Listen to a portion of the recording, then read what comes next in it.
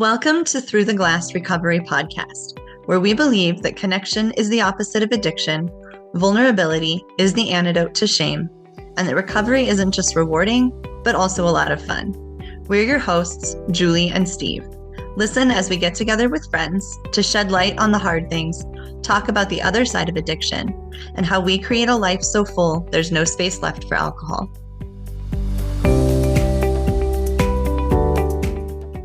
This is the second episode of a two-part series where we talk about what each of us considers to be the hardest part of sobriety. We continue the discussion with John, Molly, and Liz and cover topics like learning to fall in love with failure, practicing responding instead of reacting, having the confidence to reach out when we're struggling, understanding and acknowledging the value of big emotions, even when they're hard to deal with. There are a lot of personal stories here that I think listeners will really be able to relate to. Remember that every time you hit like or especially subscribe or follow, it lets the podcast platforms know that you think we've shared valuable content here, and other people that might benefit from our podcast will be more likely to see it. I think that kind of tees off the most difficult thing for me has been learning how to handle and cope with the big emotions, and especially the difficult emotions. That was the thing I was most afraid of when I quit drinking, was how I would handle the things that were really hard to feel. Because I do feel a lot of things very strongly. And I'm still just learning that. I don't have any real answers. It's kind of a moment by moment and case by case sort of thing.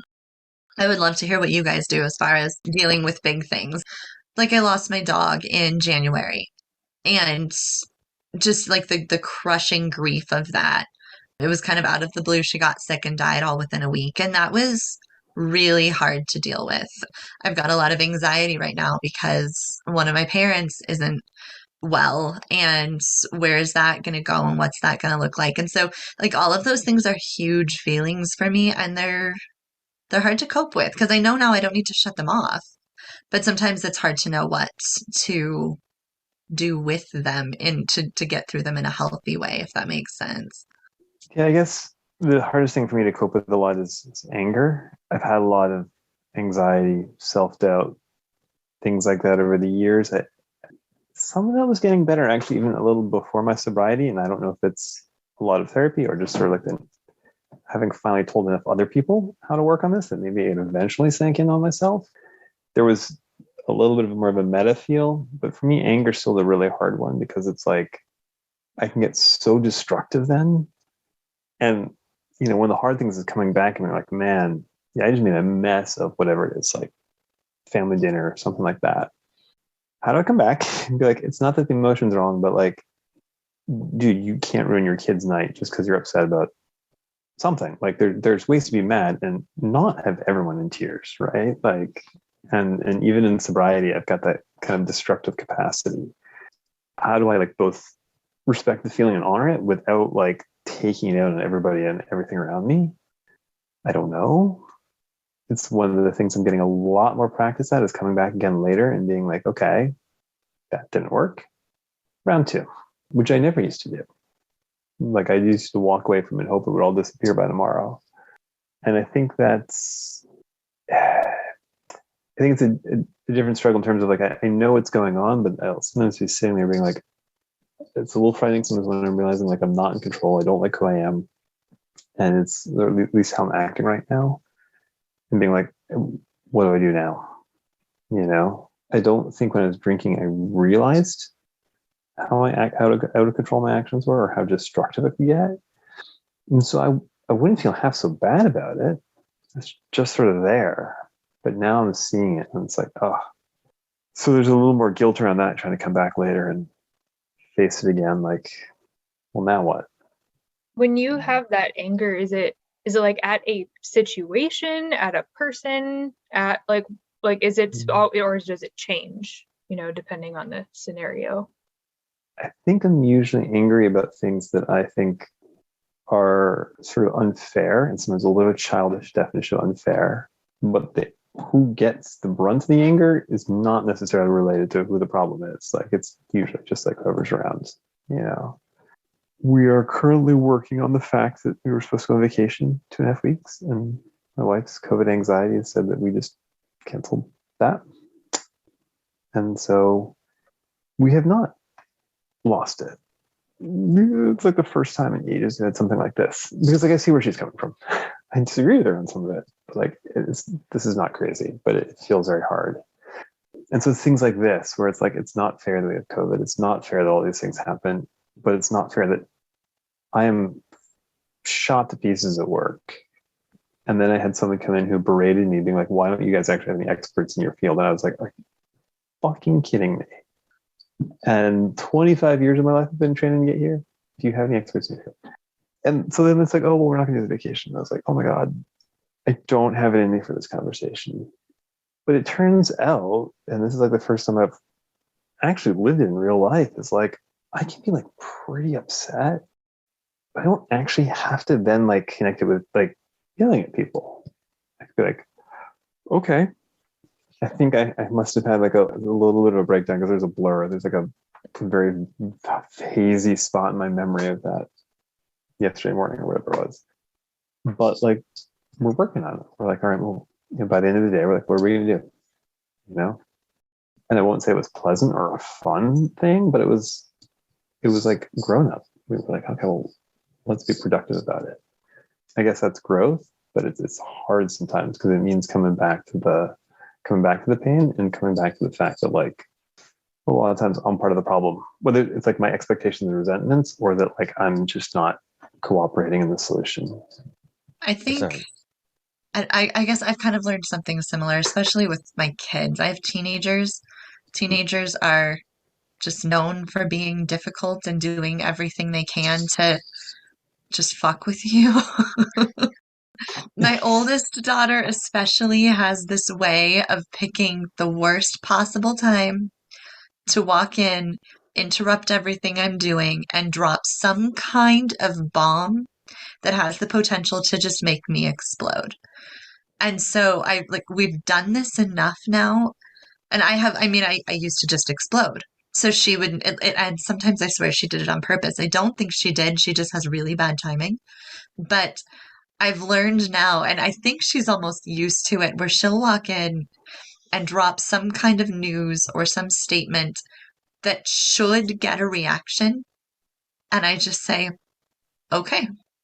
And that's it. And then she leaves. And I mean, it'll take me 24, 48 hours to process before I come back and I'm like, okay, I'm ready to have a conversation now. And at first she was like, you didn't even say anything. And I'm like, well, I knew if I did say something that I would be reacting, not responding. And we both know how that goes. So now I just look at her and I say, okay, and leave it at that. And now she's just kind of used to it, which I think is a letdown from her. Because sometimes I think she almost wants like the outburst or, she wants some kind of emotional reaction. And it's good though, because then I don't say things that I regret later, because that used to be a really common theme in my parenting of teenagers, was just saying something in the moment and then regretting it later. So that pause is good. I don't know that 24 or 48 hours is necessarily a great idea because then it leaves the other person hanging, but my reaction is much more sane if I do that. Kudos to you for being able to stop the reaction, and I mean to all of you for that, because that's something that I still cannot do most of the time. And I understand that that can be very dangerous or destructive. But I kind of feel like the reason I was drinking was to, to stop the big feelings, or not to stop them, but to give me just a break from them, to like push pause and just have a mental break from all of the fucking feelings all of the time. And so it wasn't that I was numbing them out entirely, because I was feeling them and reacting and all, like the rage, the crying, the like, it was just all the like nonstop, right? So the difference between me drinking and me sober is that all of that is still there. I just don't have the pause button anymore, right? So it's just, and I keep waiting in sobriety for that to like come down, as I get more control over myself and in my life, everything will relax and I'll like zen out. And it hasn't happened yet. And I'm at 5 months. And so it's like, I feel like my cup of water is always just like one drop from like fully overflowing, right? Like it's already like bubbling over the top, and it's like it only takes one tiny thing for it to totally overflow. So I think, yeah, it's like you hear people talk a lot about the thawing out that happens in sobriety, and I mean, I think there's been maybe a little bit of that, but it's kind of like all of that has been there the whole time, and I'm still trying to learn the tools for responding and not reacting. I think that still takes a lot of time and a lot of practice. Like you're 5 months in, it's still raw. It's still very raw and it's still very real, and you're still relearning how to react to that emotion. So that was a built-in, I'm going to drink, and then you reacted to that emotion immediately. And it was just snap. It was more of like an innate reaction to whatever situation or whatever comment or whatever it was. And it's going to slow down. Something will happen sometime and you'll just take a deep breath and then react one time and you'll be like, holy shit, that was healthy. Yeah.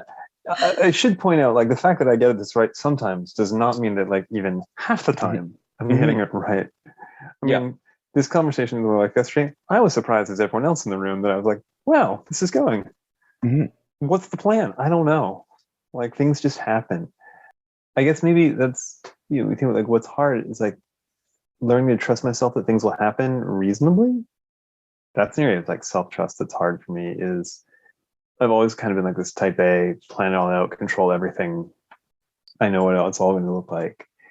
And like drinking obviously undermined a lot of that, but I don't know, maybe it was like that planning was like my defense against my drunken self. It's like, I'll have a plan. Maybe I can fall even drunk.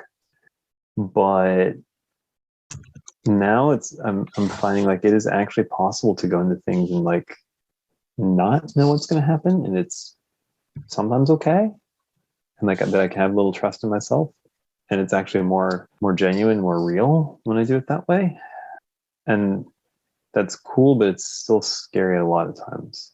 Like I don't always know which situations I'll get right or wrong, and I can start to guess a little bit.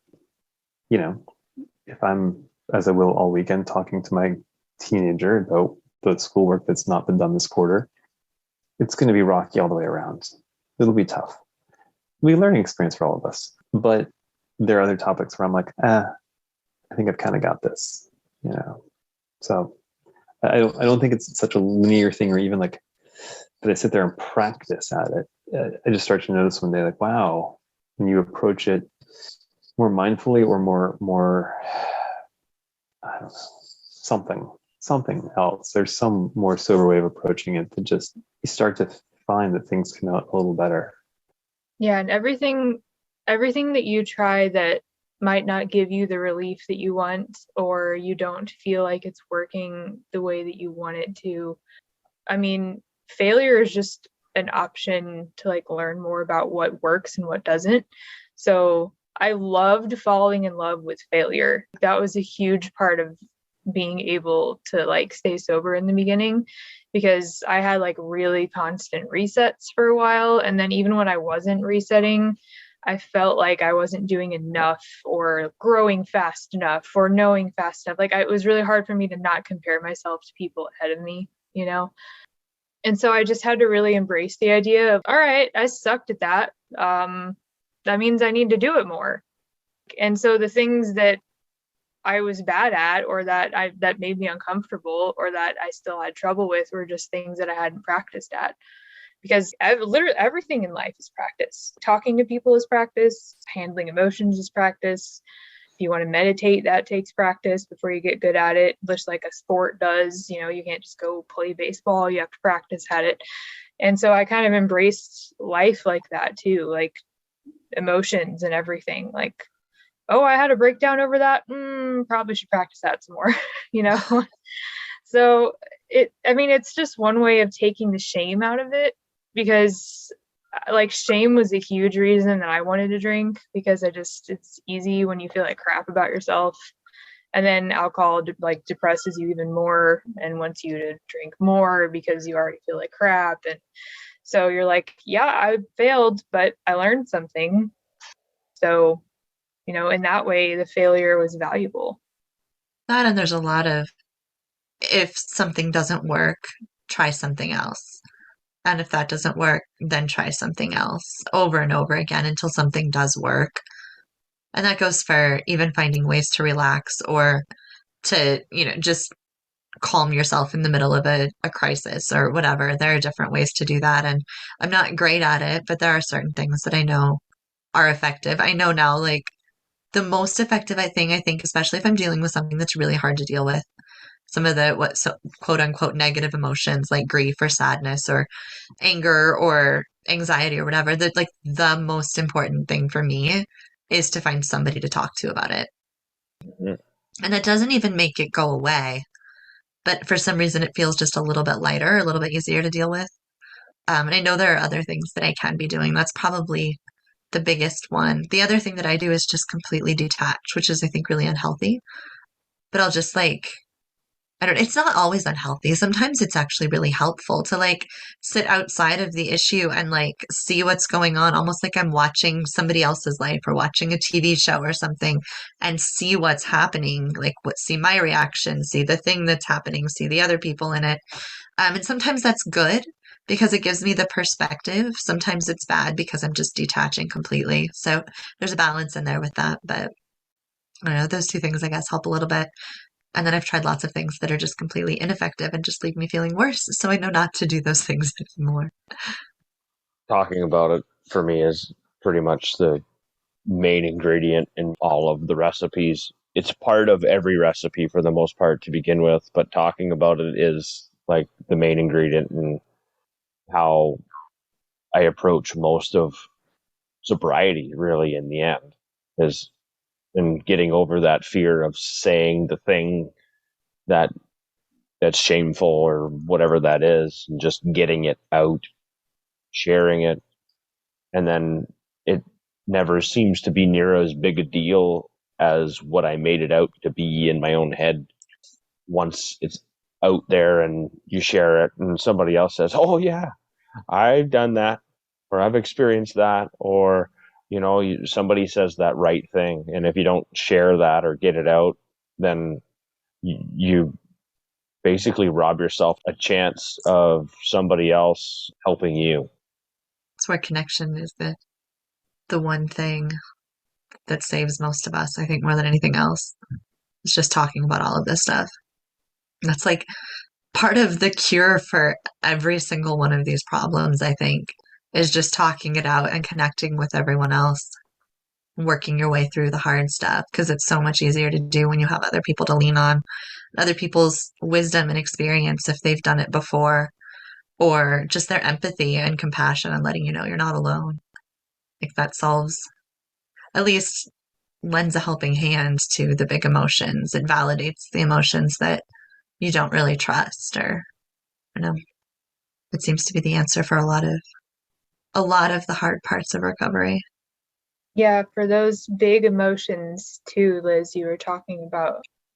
I noticed that my first instinct when I feel something really powerful is to try and make it go away, because it just inherently, even if it's really really powerful happiness or joy, like I immediately want to dull it and like kind of calm it down. And that leads for me to eventual panic attacks, because it's like putting a pot on like boiling water, and it doesn't work really in the long run. And so if I consciously remind myself, like, I can move through this emotion, this is why I'm having this, I'm allowed to feel this, it is coming from this and this thing, and I understand why it's here, and I understand why I think it can help me, and thank you for my subconscious trying to protect me from it, but I don't need it anymore. And then like I literally talk to myself in my head like that, and it's like a process where in the end I just kind of let it go, and that's how I've been managing my panic attacks better lately, because they came back like real savagely after 1 year of sobriety. Still trying to figure out why that was. Really, my working theory is that year one was so focused on just staying sober, and then year two hit, and I'm like, my brain's like, here, we have a bunch more room to play. Let's revisit all your trauma. so that's why that came back. But yeah, like moving through it instead of suppressing it is what helps me. It's kind of like the Atlas of the Heart book that a bunch of us have been reading too. Brene Brown. It's like the newest Brene Brown book, but it goes through 87 different emotions and describes them and defines them. And just being able to name things too is amazing. Like to give it a specific name, not just I'm mad, but there's so many different types of mad and or happy. There's joyful, there's awe and wonder, and there's all these different emotions. And being able to just name them, I think too, especially if you're having a conversation with someone, kind of helps you wrap your head around it a little bit better and see it a little bit more clearly. That's been kind of interesting. That's new for me just from reading the book, but it's been interesting to experiment with. The neat part about that is if you name the emotion wrong, you feel the emotion wrong too. If you name the emotion anger and it's not actually anger, you're going to feel the anger instead of whatever else that was. Just like excitement and anxiety are the same physiological feeling, right? So you can choose which one of those two you train yourself to feel, depending on the perspective that you give it. So it's really neat, as she says, when if you name the emotion this, you're going to feel that because that's what you named it. Another example that she gave that I thought was really interesting was the difference between stress and overwhelm. It's one thing to be completely stressed out, but you can still handle it. You need a little bit of help and then you'll still be able to get through it. Overwhelm is where you just can't do anymore. And so often when we're really stressed, we'll say, I'm overwhelmed. And then that like incapacitates us and makes it so that we can't handle the stress because now we've told ourselves, I'm overwhelmed. I can't do this anymore. So there's a lot to learning how to name what you're feeling correctly in order to process it and deal with it the right way. So I thought it's been a really interesting book to read. I'll be a little contrarian, and maybe it's because I don't like talking to people or talking about emotions. But I think for me, yeah, I talk to myself some about it. I think that's really helpful. But I think one thing for me is about what I can't do is sit there and stew on it. Like that's the worst thing. Or I'm future tripping, like future conversations where I'm proving myself right. Some terrible plan, right? That's the worst. And so for me, sometimes it's like having something concrete, focal to do. Like I get the thought, some of it's usually in my head already. I don't have to get it there. It's just there. And I'm like, I'm going to do something else. And I know it's not really going to get out of my head. It'll still be there somewhere.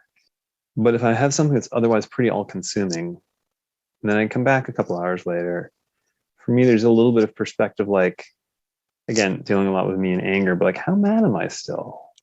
And if I'm like 2 hours later, I'm like, meh, we should probably do something about that. It's not that it was wrong to feel it, but like, I don't need to necessarily, like, I've taken that opportunity to kind of get some perspective and say, wait a minute, there's the difference between like my immediate reaction and kind of like the deeper foundational feeling of how I feel about it. And I think that for me, part of it is not actually kidding. I'm not really great at the time with feelings. So sometimes like I get out there and I'm like, I say things and like, I struggle with validation on it. I'm a little better when I keep it more internal. Like literally some of my therapists and folks are like, just how to like step back and watch my feelings from the outside and like let them go off. Right. And to kind of laugh at the crazy that I am. And I think that's useful. And if I give it a little space, I'm better able to do that. And for me, sometimes I don't have to share it. I step back and be like, man, let's separate the sort of crazy part and the actual, here's something you don't like. What are you going to do about it? I tend to be a kind of a problem solver. Like, what am I going to fix? And if the answer is, you can't fix this, then start recruiting the help, you know? And it's like, okay, things with my kids. Sorry for this sort of like husband role thing, Julie, but like very much I defer a lot of some of the things around like the school and homework to my wife. But I'm like, I know every time I get in there, it's a shit show. So like we'll talk, my wife and I. She'll help come with a plan, and then like I'll reinforce with the kids talk. I actually talk with my kids about their feeling some, especially my older son. Like, how are you dealing with stress? And like yesterday at dinner, he's all stressed out. So he's like, I'm not hungry. And so I was able to take him for 5 or 10 minutes and talk about his feelings, but I can't do it alone. And so I just got to kind of get myself a little space. Maybe there's things at work, maybe it's things with my wife, but how do I step back from the reaction and identify like what is it going to, what's the fundamental problem here? And for me, I just need space, but it can't be just time where I just dwell on it. Like that's horrible. Staying up late at night thinking about my problems, it's a disaster. It's got to be something like where I'm engaged in the world and kind of saying, what's the big deal here? Because I'm really good at either worrying or getting angry about things that are really not that big a deal.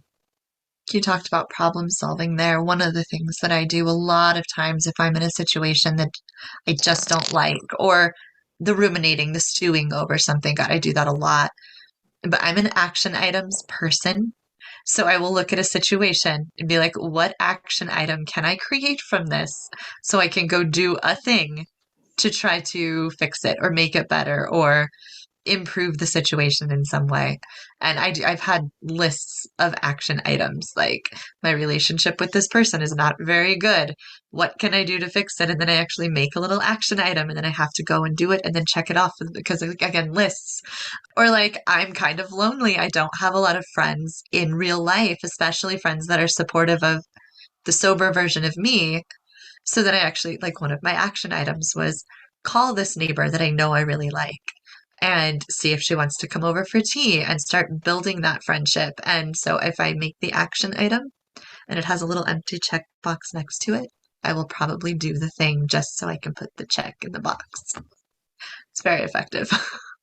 If I mail you a planner, can you like customize it for me, Julie? Because that sounds so cool. I'm going to mail her my business. stresses and she'll send me a very lovely, artistic action item list. Like Yeah. John has seen those, yeah. Yeah. Like professional thought organizer, Julie. Like that's you. Yeah. Like I I feel can like make that your might neuroses seem so attractive. I didn't know I could take that version of crazy and turn it into something useful, but now I feel like I have like a new job Home prospect. business. Yeah. Ooh, that's a skill. Mm-hmm. Yep. But I think here's the thing, right? Of like, what are you good at? And use that to balance out what's giving you a hard time, right? Like, you know, play to your strengths. And for me, when I'm depressed, anxious, angry, I'm like, I have no strengths. That's my view of myself. There's nothing to work with here.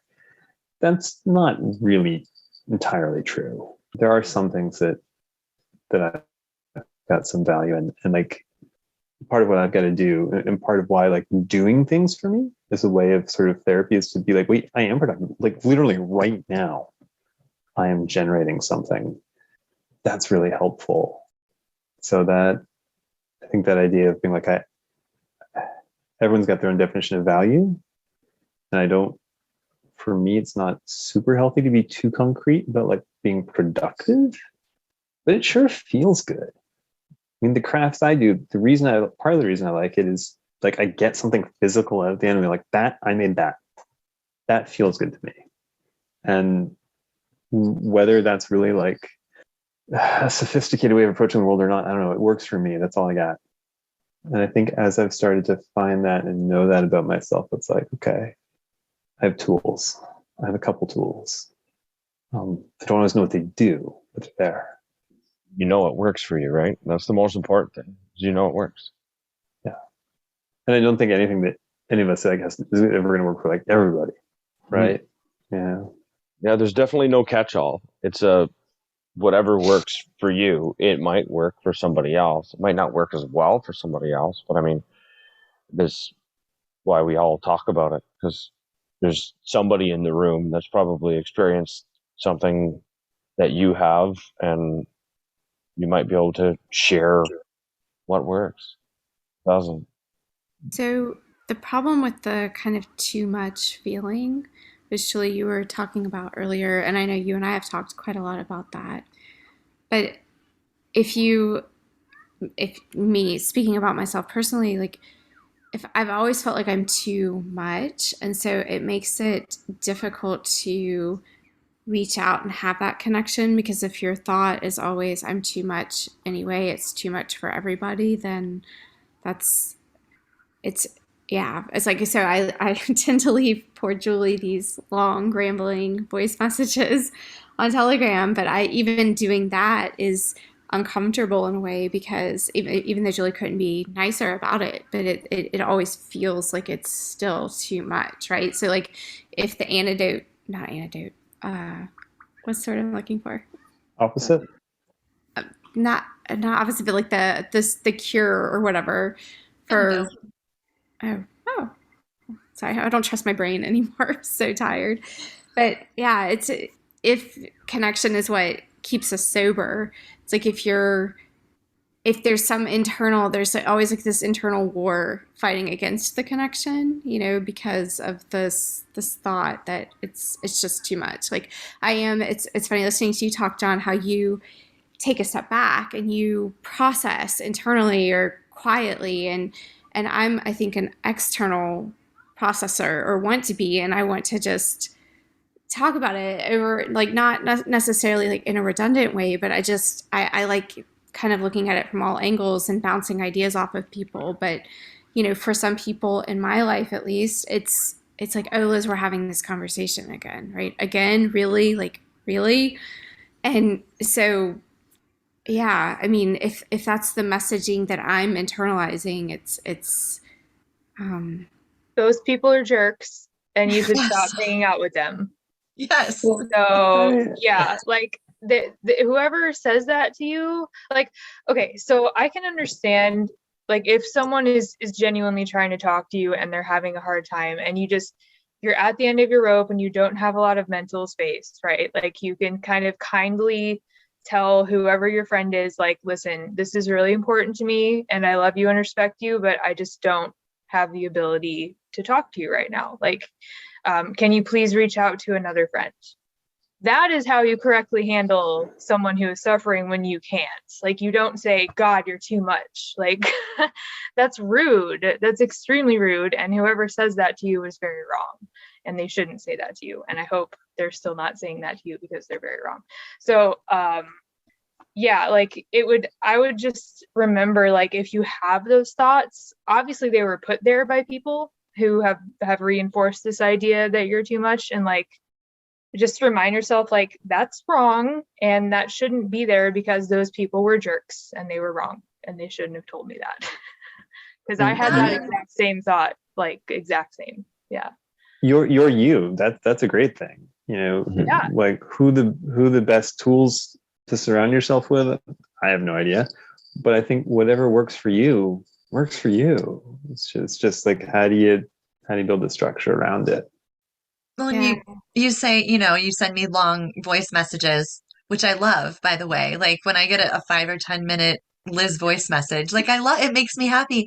But I do the same thing to you. And like, how does it feel when you get a really long voice message from me?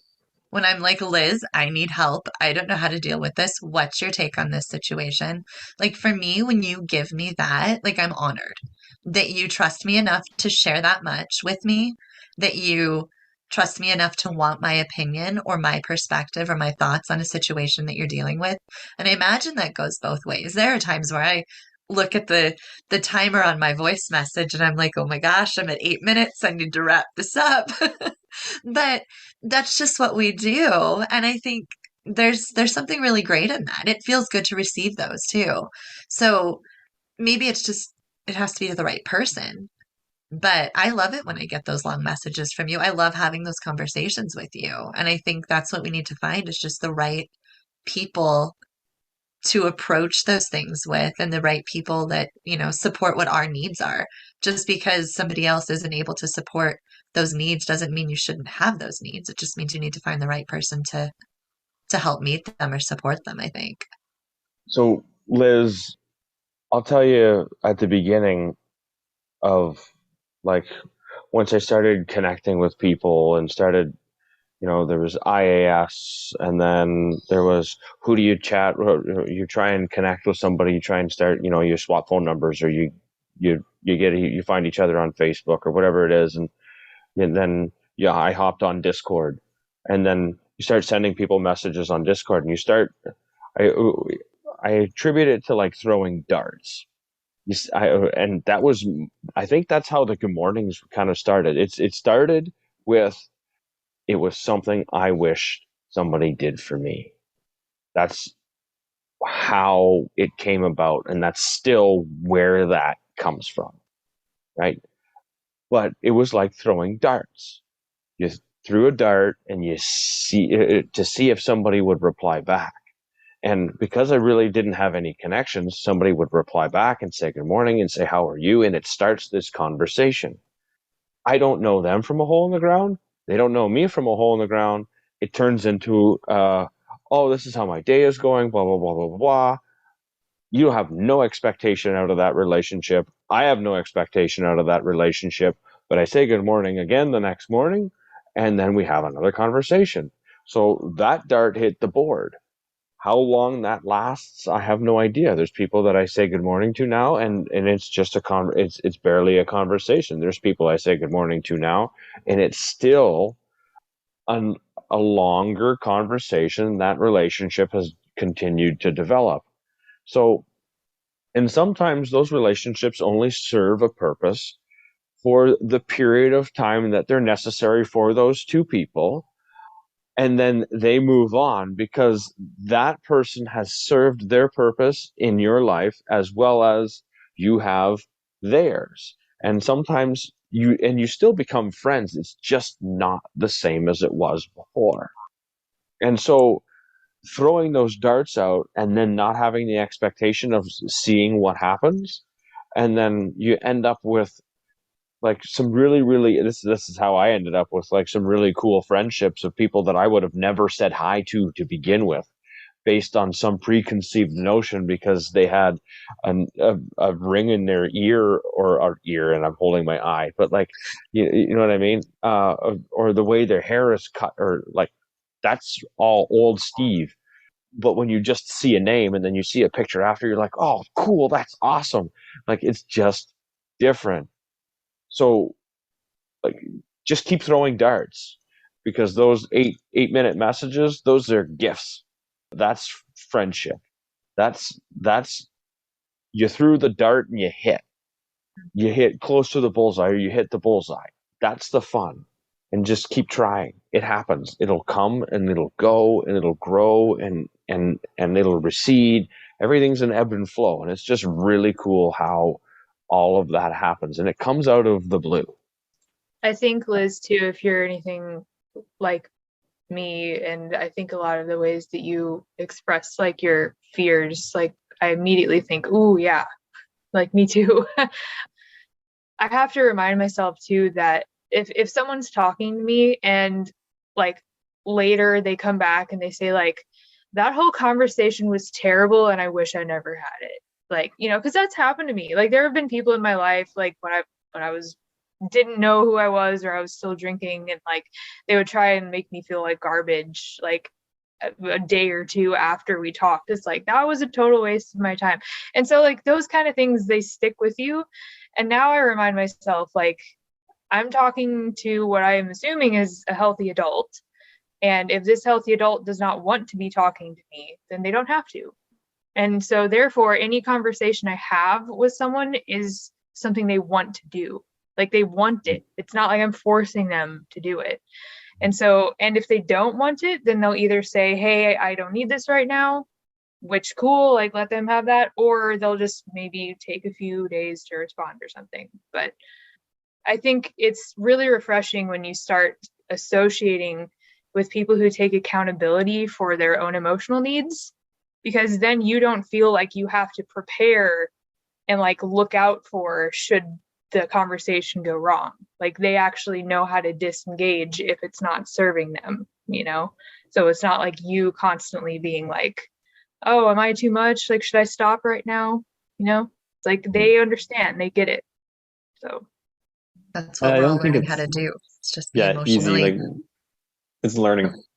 As you say, like I messaged Julia. It's like what one time, like what do friends do again? Like how does this work? Like I'm not really good at this. Can someone pass me the cheat sheet?